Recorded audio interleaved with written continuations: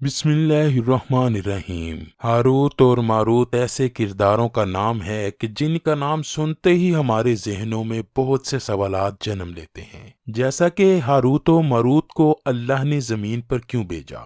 کیا وہ دونوں فرشتے تھے یا جنات؟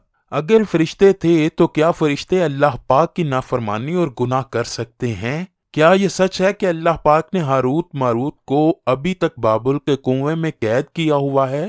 آج کی ویڈیو میں انہی سب سوالات کے جوابات آپ کو قرآن کریم اور صحیح احادیث سے دیں گے، اور یہ بھی بتائیں گے کہ ہاروت و ماروت کا اصل واقعہ ہے کیا۔ آئیے سب سے پہلے تو وہ واقعہ سناتے ہیں کہ جو ہر زبان پر ہے، اور شاید آپ نے پہلے بھی سن رکھا ہو کہ بنی اسرائیل کی روایت میں درج ہے کہ ایک دن فرشتوں نے اللہ پاک سے عرض کی، انسان تو خون بہانے والا اور فساد پھیلانے والا ہے، جبکہ ہم ہی تیری بہترین حمد و ثنا کرنے والے ہیں۔ اللہ نے ارشاد فرمایا، ان کو غصہ اور شہوت دی گئی ہے، اسی وجہ سے وہ گناہ زیادہ کرتے ہیں، اور اگر یہی چیز تمہیں دی جائے تو تم بھی اسی میں مبتلا ہو جاؤ گے۔ فرشتے بولے، اے رب العالمین، ہم تو گناہ کے قریب بھی نہ جائیں گے۔ تو اللہ کی طرف سے انہیں حکم ہوا کہ تم اپنی جماعت میں سے 2 فرشتے چن لو۔ فرشتوں نے ہاروت اور ماروت کو چن لیا تو اللہ نے ان 2 فرشتوں کو بشری خواہشات دے کر بصورت بشر زمین پر بھیج دیا۔ دونوں فرشتے بابل شہر پہنچے اور آہستہ آہستہ وہاں کے لوگوں کے دلوں میں اتر گئے۔ بابل میں زہرا نامی ایک حسینہ رہتی تھی جس پر پورا شہر جان چھڑکتا تھا،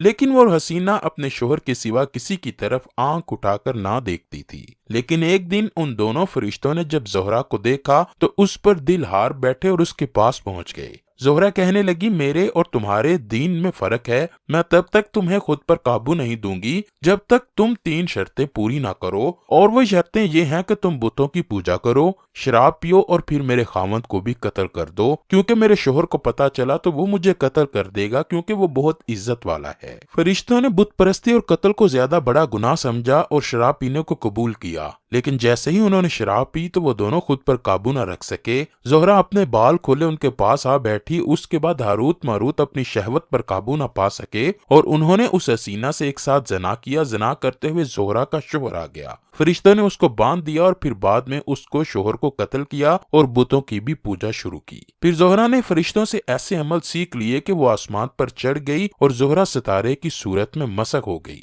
جب فرشتوں نے بھی زہرا کے پیچھے آسمان پر چڑھنا چاہا تو وہ گناہوں کی وجہ سے عمل بھول گئے جس سے وہ آسمان پر نہ جا سکے، اسی لیے پھر ان فرشتوں کو بطور سزا یہ اختیار دیا گیا کہ وہ دنیا کا عذاب قبول کریں یا آخرت کا۔ تو دونوں فرشتوں نے دنیا کا عذاب قبول کیا، جس پر اللہ پاک نے ان کو بابل کے کنویں میں قید کیا، جہاں وہ قیامت تک لٹکے رہیں گے۔ آئیے اب بات کرتے ہیں کہ ہاروت ماروت کے قصے کے بارے میں قرآن پاک کیا کہتا ہے۔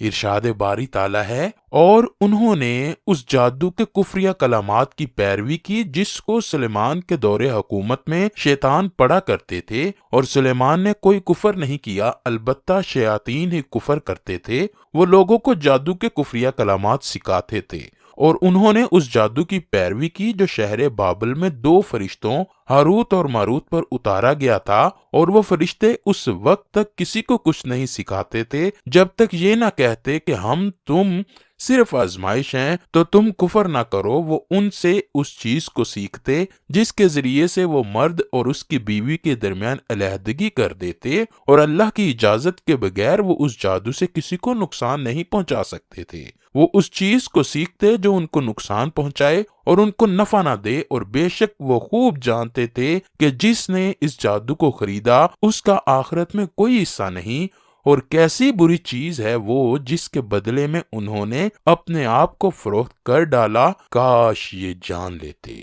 اصل میں شہر بابل میں جب اللہ کے نبی کوئی معجزہ دکھاتے تو لوگ اس کو جادو کہتے اور نبیوں کو بھی جادوگر کہا جاتا، تو اللہ نے اپنے 2 مقرب فرشتوں کو زمین پر اتارا کہ وہ بابل شہر کے لوگوں کو جادو سکھائیں تاکہ ان کو پتہ چل سکے کہ جادو اور نبی کے معجزے میں کیا فرق ہے۔ لیکن ایک بات بتاتے چلیں کہ اللہ نے ان فرشتوں کو یہ بھی حکم دے رکھا تھا کہ جو بھی جادو سیکھنے کے لیے آئے تو پہلے اس کو آگاہ کریں کہ جادو ایک کفر ہے، اور لوگ جادوگروں کی اتباع سے دور رہیں اور میرے نبی پر ایمان لے آئیں۔ آئیے اب دیکھتے ہیں کہ ہاروت ماروت کے قصے کے بارے میں مشہور مفسرین کی کیا رائے ہے۔ علامہ الوسی تفسیر المعانی میں لکھتے ہیں کہ اس واقعے کی ساری روایات بغیر کسی سند کے ہیں۔ اسی طرح حافظ ابن کثیر تفسیر ابن کثیر میں لکھتے ہیں کہ ہاروت ماروت قصے میں بہت سے تابعین نے ایسی روایات ذکر کی ہیں جس کی بنیاد اسرائیلی روایات ہیں، لیکن اس قصے میں نبی کریم کی کوئی حدیث موجود نہیں، اسی لیے قرآن میں جتنا یہ واقعہ بیان ہوا ہے ہم بس اسی پر ایمان لاتے ہیں۔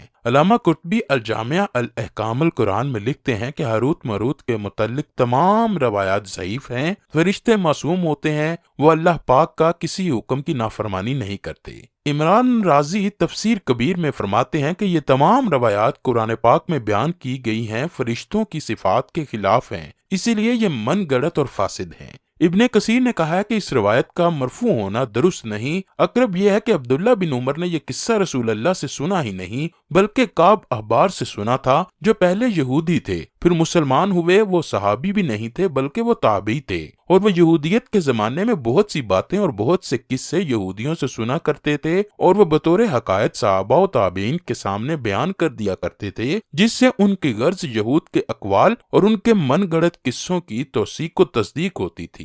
فرشتے کے بارے میں اللہ پاک قرآن کریم میں ارشاد فرماتا ہے وہ وہی کام کرتے ہیں جن کا انہیں اللہ حکم دیتا ہے۔ ایک اور جگہ ارشاد باری تعالیٰ ہے بلکہ سب فرشتے ان کے مکرم بندے ہیں، اس کی اجازت سے پہلے بات نہیں کرتے اور وہ اسی کے حکم پر کاربند رہتے ہیں۔ اسی طرح سورہ نحل میں ارشاد ہوتا ہے وہ فرشتے تکبر نہیں کرتے، اپنے اوپر رب کے عذاب سے ڈرتے ہیں اور وہ وہی کام کرتے ہیں جس کا انہیں حکم دیا جاتا ہے۔ اسی طرح سورہ انبیاء میں ارشاد ہوتا ہے اور جو اس کے پاس فرشتے ہیں وہ اس کی عبادت سے تکبر نہیں کرتے اور نہ وہ تھکتے ہیں، رات اور دن اس کی تسبیح کرتے ہیں اور ذرا سستی نہیں کرتے۔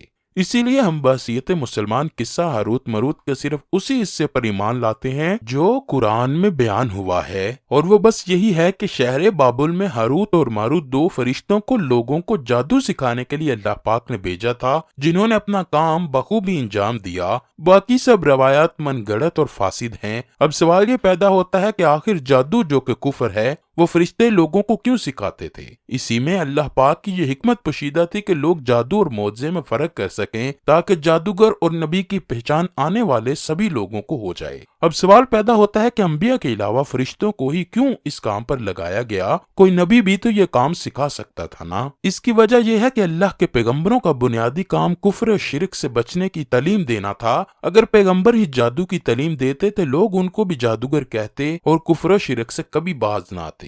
اللہ پاک ہم سب کو دین اسلام کی صحیح فہم اور اس پر عمل پیرا ہونے کی توفیق عطا فرمائے۔ ہم جادو، دھوکہ، فریب اور جھوٹ جیسی بیماریوں سے دور رہیں اور اپنے پیارے نبی کی شریعت پر عمل پیرا ہونے والے بن جائیں۔ اے اللہ پاک ہمارے سارے گناہوں کو معاف فرما دے اور ہمیں تمام آزمائشوں سے نکال دے اور ہم پر وہ بوجھ نہ ڈال جس کو اٹھانے کی سکت ہم میں نہیں ہے۔ آمین ضرور لکھیے گا۔